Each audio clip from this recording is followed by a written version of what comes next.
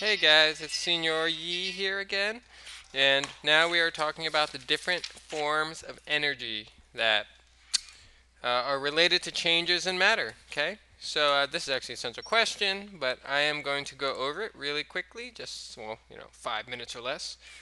Let's do some green today. What the heck? All right, so taking a look here, for example, what are the three types of energy related to changes in matter? Okay, that's a question here. Okay.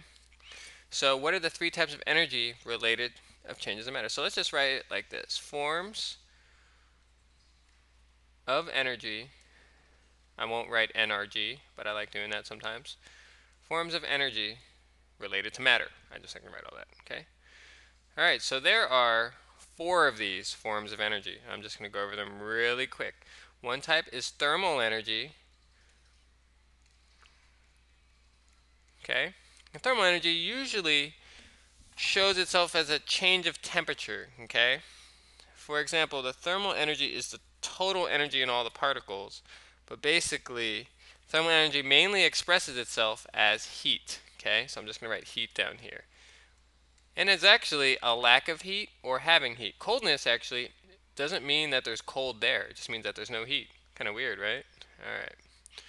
Another type of energy that's related to changes in matter is chemical energy.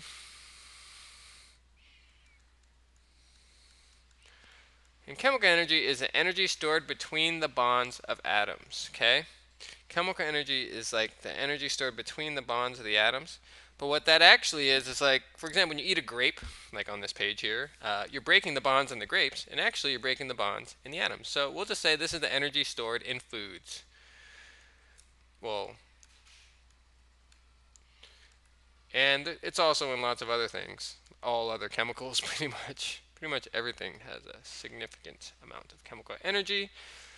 Then another type of energy that we talk about is we call electromagnetic energy.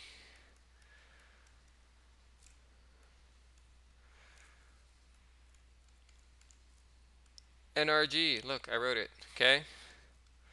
Electromagnetic energy, that's basically sort of radiation, okay? Things that radiate electric, oh, magnetic energy. The easiest example is sunlight to remember. Um, also, sunlight, the light part, okay? Or visible light, which is essentially from the same thing, okay? Oh, this guy down here. And the last type of form of energy, whoa, related to changes in matter, is electrical energy, okay?